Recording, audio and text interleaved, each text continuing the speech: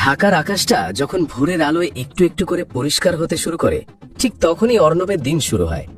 তবে তার সকালটা কোনো নরম বিছানায় নয়, বরং পচা আবর্জনার তীব্র কটু গন্ধ আর মাছিদের ভনভন শব্দের মাঝে। 12 বছরের ছোট্ট একটা শরীর, গায়ে কয়েক জায়গায় তালি দেওয়া একটা ময়লা গেঞ্জি আর কাঁধে একটা বিশাল প্লাস্টিকের বস্তা, এটাই অর্ণবের পরিচয়। এই শহরের বিশাল অট্টালিকার ভিড়ে সে কেবল এক টোকাই। অর্ণব থাকে একটি ভাঙাচোরা ঝুপড়ি ঘরে। তার একমাত্র আপনজন বলতে ঝাপসা চোখের বুড়ো দাদি। দাদির একটাই চিন্তা, আজ রাতে হাড়িতে চাল উঠবে তো। অর্ণব হাসে। সেই হাসিতে কোনো অভিযোগ নেই, আছে এক অদ্ভুত আত্মবিশ্বাস। সারাদিন বড়লোকদের ফেলে দেওয়া নোংরা আবর্জনার স্তূপ থেকে প্লাস্টিক, লোহা আর ভাঙা কাঁচ কুড়িয়ে সন্ধ্যায় বিক্রি করে যা পায় তা দিয়েই চলে তাদের অভাবের সংসার। কিন্তু অর্ণবের ভেতরে বাস করে অন্য এক সত্তা। তার চোখ যখন ডাস্টবিনে ঘুরে বেড়ায়, তার মস্তিষ্ক তখন ঘুরে বেড়ায় মহাকাশের কোনো এক অজানা লোকের গাণিতিক হিসাব নিকাশে। প্রতিদিন দুপুরের দিকে অর্ণব কাজ ফেলে এসে দাঁড়ায় শহরের নামী ওই স্কুলটার জানালার কাছে। আড়ালে দাঁড়িয়ে সে কান পেতে শোনে ক্লাসের ভেতরের পড়া। তার ইচ্ছে করে ওই বেঞ্চে বসে চকচকে ইউনিফর্ম পরে অঙ্গ করতে, কিন্তু নিজের নোংরা হাতের দিকে তাকিয়ে সে দীর্ঘশ্বাস ফেলে। একদিন সে এক মনে দেখছিল ব্ল্যাকবোর্ডে শিক্ষক কি লিখছেন। হঠাৎ ক্লাসের সবচাইতে উদ্ধত ছাত্র জ্যাকের চোখে পড়ে যায় সে। জ্যাক জানালার দিকে এগিয়ে এসে তাচ্ছিল্যের সুরে চিৎকার করে ওঠে, এই যে বস্তির ময়লা, এখানে কি করিস? তোর গন্ধ এখানেও আসছে। যা এখান থেকে, গিয়ে ডাস্টবিন পরিষ্কার কর। অঙ্ক তো মানুষে করে, তোর মতো জানোয়ারে নয়। পুরো ক্লাস হাসিতে ফেটে পড়ল। অর্ণব কিছু বলল না, মাথা নিচু করে ঘাড় গুজে সেখান থেকে সরে এলো সে। অপমানে তার চোখ ফেটে জল আসছিল, কিন্তু তার মগজে তখনও কাজ করছিল সেই জটিল জ্যামিতিক সমীকরণটি যা শিক্ষক কিছুক্ষণ আগে ব্ল্যাকবোর্ডে লিখেছিলেন। বাসায় ফিরে অর্ণব খাতা খুঁজে পায় না। কোথায় পাবে? খাতা কেনার টাকার দূরের কথা, পেন্সিল কেনার সামর্থ্যও তার নেই। সে একটা কয়লার টুকরো তুলে নেয়। নিজের বস্তির স্যাঁতসেঁতে দেওয়ালেই সে শুরু করে তার খেলা। কয়লার কালো রঙে দেওয়াল ভরে ওঠে অসংখ্য সূত্রে। যে সমীকরণটি ক্লাসের বড় লোকদের ছেলেরা সমাধান করতে হিমশিম খাচ্ছিল, অর্ণব তার সেকেন্ডের মধ্যে সমাধান করে ফেলে ওই দেওয়ালে। তার কাছে অঙ্ক কোনো ভয় নয়, অঙ্ক তার কাছে এক প্রকার শান্তি। এভাবে 7 দিন কেটে গেল। অর্ণব আগের মতো আর জানালার সামনে যায় না, কিন্তু তার মন মানে না। ওই ক্লাসরুমের ব্ল্যাকবোর্ডটা তাকে যেন চুম্বকের মতো টানে। সেদিন ছিল বৃহস্পতিবার। স্কুলের গণিত শিক্ষক মিস্টার রহমান সাহেব ক্লাসে ঢুকলেন। তিনি বেশ কড়া মেজাজের মানুষ। বোর্ডে একটি অত্যন্ত জটিল গাণিতিক সমীকরণ লিখলেন তিনি। এটি ছিল উচ্চতর গণিতের এমন এক ধাঁধা যা সাধারণ ছাত্ররা কল্পনাও করতে পারে না।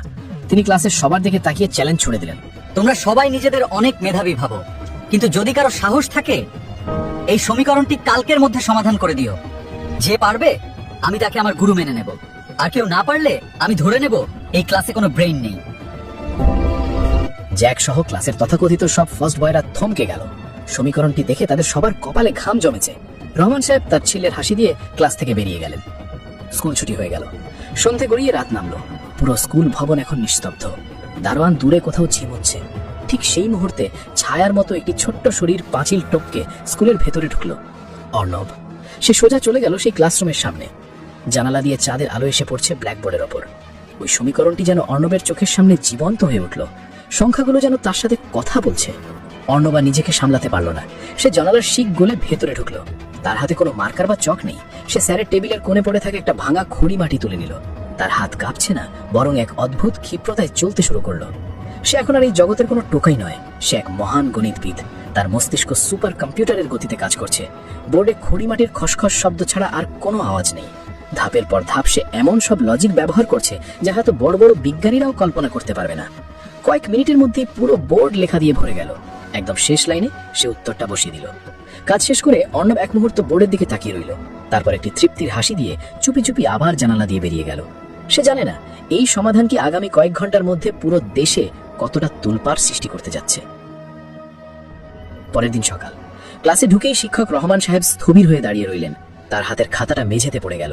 তিনি দেখলেন বোর্ডে তার দেওয়া সেই অসম্ভব চ্যালেঞ্জটি নিখুঁতভাবে সমাধান করা হয়েছে। শুধু সমাধানই নয়, এমন এক সহজ পদ্ধতিতে করা হয়েছে যা তিনি নিজেও জানতেন না। তিনি চিৎকার করে উঠলেন, কে করেছো এটা? জ্যাক, তুমি কথা বলো। পুরো ক্লাস নীরব। সবাই মাথা নিচু করে বসে আছে। জ্যাক ফ্যাকাশে মুখে বসে আছে, কারণ সে বুঝতেও পারছে না এখানে ঠিক কি লেখা হয়েছে। ক্লাসের সবচাইতে মেধাবী ছাত্ররাও একে অপরের মুখ চাওয়াচাওয়ি করছে। কেউ জানে না এই জাদুকরী কাজটি কে করেছে। রহমান সাহেবের চোখ তখন চকচক করছে। তিনি বুঝতে পারলেন এই স্কুলের 4 দেওয়ালের মধ্যে কেউ একজন লুকিয়ে আছে, যে সাধারণ নয়, যে এক অবিশ্বাস্য প্রতিভা। কিন্তু কে সে? এই রহস্যের উত্তর যখন সবাই খুঁজছে, ঠিক সেই মুহূর্তে রহমান সাহেব তার জীবনের সবচাইতে বড় জুয়াটা খেলার সিদ্ধান্ত নিলেন। তিনি বোর্ডে আরেকটি সমীকরণ লিখতে শুরু করলেন, এমন এক সমীকরণ যা শুনলে সারা বিশ্বের বিজ্ঞানীদের বুক কেঁপে ওঠে, নাসার সেই বিখ্যাত অমীমাংসিত সমীকরণ। স্কুলের করিডোর দিয়ে যখন মিস্টার রহমান হাঁটছিলেন, তখন তার পা কাঁপছিল। গতরাতে কে ওই অসম্ভব অঙ্কটা সমাধান করেছে, সেই রহস্য তাকে ঘুমাতে দেয়নি। ক্লাসে ঢুকে তিনি ছাত্রদের চোখের দিকে তাকালেন। প্রতিটি চোখে ভয় আর বিস্ময়, কিন্তু কারো চোখে সেই আত্মবিশ্বাসের ঝিলিক নেই যা একজন গণিতবিদের থাকে। রহমান সাহেব বুঝতে পারলেন এই ক্লাসের দেয়ালের ভেতরে কেউ নেই যে এটা করতে পারে। তাহলে কি বাইরের কেউ? কিন্তু কে? তিনি ব্ল্যাকবোর্ডের সামনে দাঁড়ালেন। চক হাতে নিয়ে তিনি স্থির করলেন, আজ তিনি এমন কিছু করবেন যা এই রহস্যময় প্রতিভাকে গর্ত থেকে বের করে আনবে। তিনি বোর্ডে লিখতে শুরু করলেন একটি দীর্ঘ, জটিল এবং ভয়ঙ্কর সুন্দর গাণিতিক সমীকরণ। এটি কোনো সাধারণ পাঠ্য বইয়ের অঙ্ক নয়, এটি হলো সেই বিখ্যাত সমীকরণ যা নাসা গত 30 বছর ধরে সমাধানের চেষ্টা করছে। মহাকাশ বিজ্ঞানের এমন এক ধাঁধা যা সমাধান করতে পারলে পাল্টে যাবে মানব সভ্যতার ইতিহাস। পুরো ক্লাস নিস্তব্ধ। শিক্ষক রহমান সাহেবের গলার স্বর গম্ভীর হয়ে এলো। তিনি বললেন, গতকাল রাতে কে অঙ্কটি সমাধান করেছো আমি জানি না, কিন্তু যদি তোমার ক্ষমতা থাকে তবে আজ এই সমীকরণটি সমাধান করে দেখাও। এটি 30 বছর ধরে পৃথিবীর কেউ মেলাতে পারেনি। যদি তুমি এটা পারো তবে নাসা তোমাকে 100 কোটি টাকা পুরস্কার দেবে, তাদের প্রজেক্টে সরাসরি কাজ করার সুযোগ দেবে। আর শুধু আমি নই, গোটা পৃথিবী তোমাকে গুরু বলে মেনে নেবে। অর্ণব তখন জানালার অনেক দূরে একটি গাছের আড়ালে দাঁড়িয়েছিল। তার কানে কথাগুলো পৌঁছতেই তার হৃদস্পন্দন বেড়ে গেল। 100 কোটি টাকা, নাসা, গুরু, এই শব্দগুলোর অর্থ সে ঠিকমতো বোঝে না, কিন্তু ওই সমীকরণটি, ওটি যেন তাকে সম্মোহন করছে। বোর্ডে লেখা চিহ্নগুলো যেন বাতাসে ভেসে এসে তার মস্তিষ্কে নাড়া দিচ্ছে। তার মনে হলো এই অঙ্কটি তাকে ডাকছে। সে যেন দেখতে পাচ্ছিল ওই জট পাকানো সূত্রগুলোর ভেতরে একটা সহজ রাস্তা লুকিয়ে আছে। সারা দিন অর্ণবের কাজে মন বসল না। ডাস্টবিনে ময়লা খুঁজতে গিয়ে সে বারবার খবরের কাগজের টুকরোয় ওই সূত্রটি মেলানোর চেষ্টা করছিল। তার মাথা ঝিমঝিম করছিল। তার মনে হচ্ছিল এই সমীকরণটি একটি তালা, যার চাবি একমাত্র তার কাছেই আছে। রাত 12টা। বস্তি এখন নিঝুম। শুধু কুকুরের ডাক আর দূর থেকে আসা ট্রাকের আওয়াজ শোনা যাচ্ছে। অর্ণব তার দাদির পাশে শুয়েছিল। বৃদ্ধা অঘরে ঘুমাচ্ছেন। অর্ণব অতি সন্তর্পণে ঘর থেকে বেরিয়ে এলো। তার হাতে আজ কোনো কয়লা নেই, আছে এক বুক সাহস আর মস্তিষ্কে হাজারো সংখ্যার মিছিল। আবারও সেই স্কুলের প্রাচীর ডিঙানো। ক্লাসরুমের দরজা তালাবদ্ধ থাকলেও পেছনের জানালাটা সে আগের রাতেই ঢিলা করে রেখেছিল। ভেতরে ঢুকে সে দেখল চাঁদের আলোয় বোর্ডের সমীকরণটি জ্বলজ্বল করছে। অর্ণব চকের বাক্সটা হাতে নিল। প্রথম কয়েক মিনিট সে স্থির হয়ে দাঁড়িয়ে রইল। তার হাত কাঁপছিল। সে কি সত্যিই পারবে? এটি তো নাসা সমাধান করতে পারেনি, সে তো কেবল এক টোকাই। কিন্তু পরক্ষণেই তার মনে পড়ল জ্যাকের সেই অপমান, তোর মতো জানোয়ারেরা অঙ্ক করে না। অর্ণবের জেদ চেপে গেল। সে প্রথম চকটা বোর্ডে ছোঁয়ালো। শুরু হলো এক মহাকাব্যিক লড়াই। অর্ণব যেন আর এই মাটির পৃথিবীতে নেই। সে এখন নক্ষত্রপুঞ্জের মাঝে বিচরণ করছে। এক একটা লাইন লিখছে আর তার কপাল দিয়ে ঘাম বেয়ে পড়ছে। রাত 2, 3, 4। অর্ণবের শরীর ক্লান্তিতে ভেঙে আসছে, কিন্তু তার মস্তিষ্ক থামছে না। সে বুঝতে পারল নাসার বিজ্ঞানীরা কোথায় ভুল করেছিলেন। তারা যে পথে যাচ্ছিলেন সেটা ভুল ছিল। অর্ণব এক নতুন পথের সৃষ্টি করল। ভোর হবার ঠিক আধ ঘন্টা আগে অর্ণব শেষ লাইনটি টানল। উত্তরটি বেরিয়ে এসেছে। সে এক পা পিছিয়ে গিয়ে বোর্ডের দিকে তাকালো। পুরো ব্ল্যাকবোর্ড এখন সাদা চকের লেখায় সাদা হয়ে গেছে। এক অদ্ভুত শান্তি অর্ণবের মনে খেলে গেল।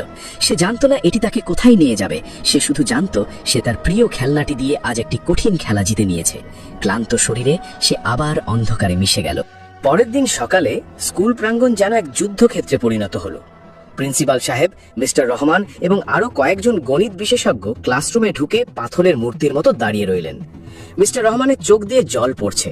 তিনি বিড়বিড় করে বললেন, অসম্ভব, এটা হতেই পারে না।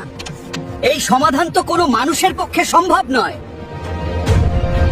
দ্রুত খবর ছড়িয়ে পড়ল। প্রিন্সিপাল সাহেব বুঝতে পারলেন এটি কোনো ছোট ঘটনা নয়। তিনি দারোয়ানকে নির্দেশ দিলেন সিসিটিভি ফুটেজ চেক করার জন্য। প্রিন্সিপালের রুমে তখন পিনপতন নীরবতা। ল্যাপটপের স্ক্রিনে উঠে পড়ল ঝাপসা সাদা কালো ভিডিও। তারা দেখল রাত 12টার পর একটি ছোট্ট মূর্তির মতো ছেলে জানলার ফাঁক দিয়ে ভেতরে ঢুকছে। তার পরনে ছেঁড়া হাফ প্যান্ট আর একটি নোংরা গেঞ্জি। সে কোনো ছাত্র নয়, সে অর্ণব। ভিডিওতে দেখা যাচ্ছে ছেলেটি অবিশ্বাস্য গতিতে বোর্ডে লিখে যাচ্ছে। তার মাঝে কোনো দ্বিধা নেই, কোনো ভয় নেই, যেন সে বিধাতার প্রেরিত কোনো দূত। প্রিন্সিপাল সাহেব চিৎকার করে উঠলেন। এই ছেলেটি কে? সে তো আমাদের স্কুলের ছাত্র নয়। দারোয়ান, একে চেনো? দারোয়ান ফুপিয়ে কেঁদে ফেলল। সে বলল, স্যার, এ তো পাশের বস্তির সেই টোকাই ছেলেটা। প্রতিদিন জানালার পাশে দাঁড়িয়ে পড়া শুনতো। আমি কতদিন ওকে তাড়িয়ে দিয়েছি স্যার, আমি বুঝতে পারিনি ও হীরা। ততক্ষণে বাইরে সাইরেনের আওয়াজ শোনা যাচ্ছে। টেলিভিশন চ্যানেলগুলো ব্রেকিং নিউজ দিতে শুরু করেছে। বাংলাদেশে পাওয়া গেল বিশ্বের শ্রেষ্ঠ গণিতবিদ। নাসা থেকে ফোন আসতে শুরু করেছে।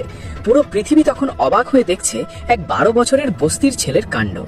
কিন্তু যার জন্য এত আয়োজন, সেই অর্ণব তখন তার ভাঙা ঝুপড়িতে দাদির কোলে মাথা দিয়ে অঘরে ঘুমাচ্ছে। সে জানেও না যে তার জীবনের অভাবের দিনগুলো চিরতরে শেষ হয়ে গেছে।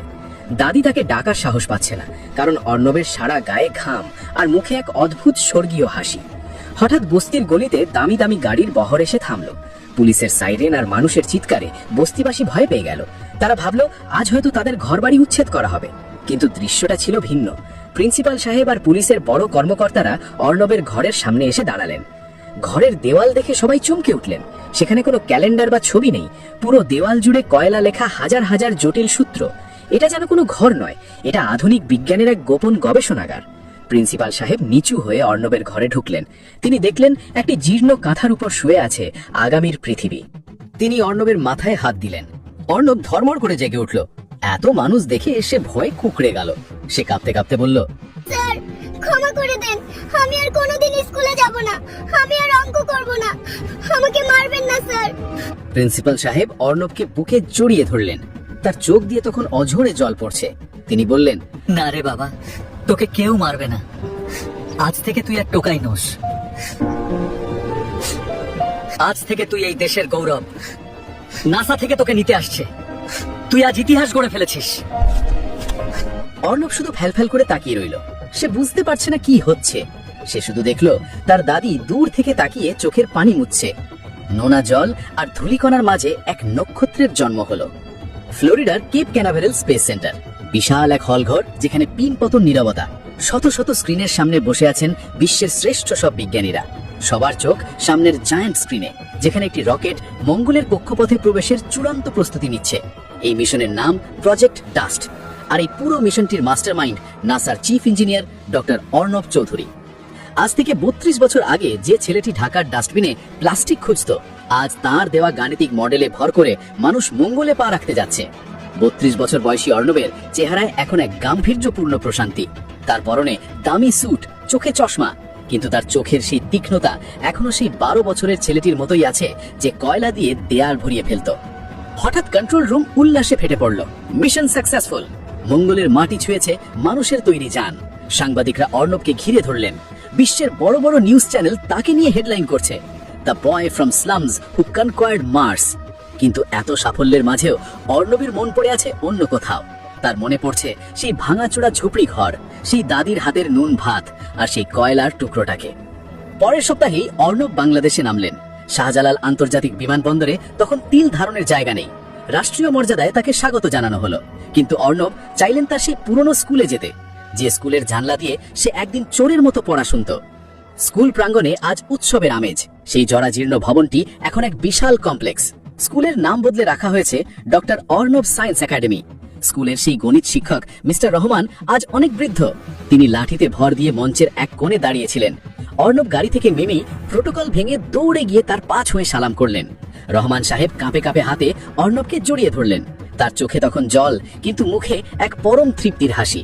তিনি ফিসফিস করে বললেন, আমি জানতাম বাবা, তুই একদিন আকাশ ছুবি। এরপর অর্ণব মঞ্চে উঠলেন। সামনে হাজার হাজার ছাত্রছাত্রী, সবার চোখে স্বপ্ন, সবার চোখে বিস্ময়। অর্ণব মাইকের সামনে দাঁড়ালেন। কিছুক্ষণ চুপ করে রইলেন তিনি। তার মনে পড়ে যাচ্ছিল সেই দিনটির কথা, যেদিন তাকে জানোয়ার বলে অপমান করে বের করে দেওয়া হয়েছিল।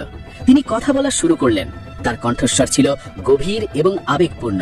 অর্ণব বললেন, আজ তোমাদের সামনে যে মানুষটি দাঁড়িয়ে আছে, তাকে তোমরা দেখছো নাসার প্রধান ইঞ্জিনিয়ার হিসেবে। কিন্তু আমি যখন চোখ বন্ধ করি, আমি দেখতে পাই এক 12 বছরের ছেলেকে, যার পায়ে জুতো ছিল না, পেটে ভাত ছিল না, আর যার হাতে ছিল সারা পৃথিবীর ময়লা। আমি সেদিন ডাস্টবিনে ময়লা খুঁজতে ঠিকই, কিন্তু আমার চোখ খুঁজতো আকাশের নক্ষত্রদের। আমার চারপাশের মানুষ বলতো, তোর মতো টোকাইয়ের স্বপ্ন দেখা পাপ, কিন্তু আজ আমি তোমাদের বলতে এসেছি স্বপ্ন দেখা কোনো ভুল নয়। পুরো মাঠ তখন নিস্তব্ধ।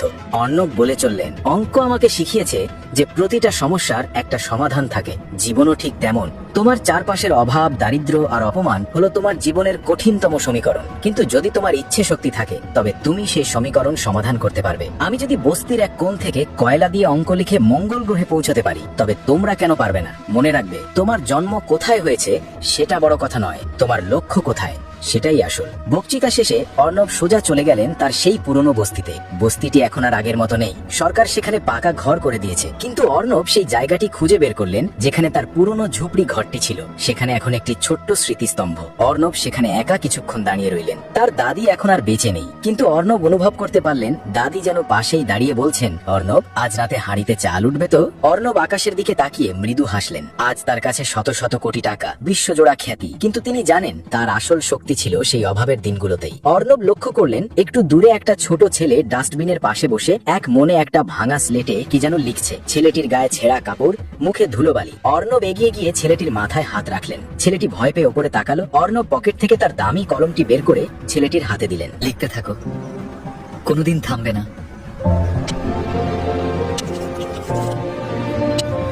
সন্ধ্যায় যখন অর্ণব এয়ারপোর্টের দিকে রওনা হলেন, তখন সূর্যাস্তের আলোয় ঢাকার আকাশটা লাল হয়ে উঠেছিল। অর্ণব জানালার বাইরে তাকিয়ে ভাবছিলেন, এই শহর, এই ধূলিকণা তাকে অনেক কিছু দিয়েছে। আজ তিনি মঙ্গলে মানুষ পাঠিয়েছেন ঠিকই, কিন্তু তার নিজের হৃৎপিণ্ডটা এখনো এই বাংলার মাটির অলিগলিতেই ধুকপুক করে। গল্পটি এখানেই শেষ হতে পারত, কিন্তু না, এটি একটি শুরু। লক্ষ লক্ষ অর্ণবের জন্য একটি অনুপ্রেরণার শুরু, যারা ডাস্টবিনের নোংরা কুড়িয়েও মহাকাশের স্বপ্ন দেখে। কারণ প্রতিভা কোনো নির্দিষ্ট ঠিকানায় জন্মায় না, প্রতিভা জন্মায় জেদ, পরিশ্রম আর অসম্ভবের মাঝে পথ খুঁজে নেওয়ার নেশায়। 20 বছর পর অর্ণব আর কেবল একজন বিজ্ঞানী নন, তিনি হয়ে উঠেছেন অন্ধকারের মাঝে এক জ্বলন্ত মশাল, যার আলোয় আগামীর হাজারো শিশু তাদের স্বপ্নের ঠিকানা খুঁজে পাবে।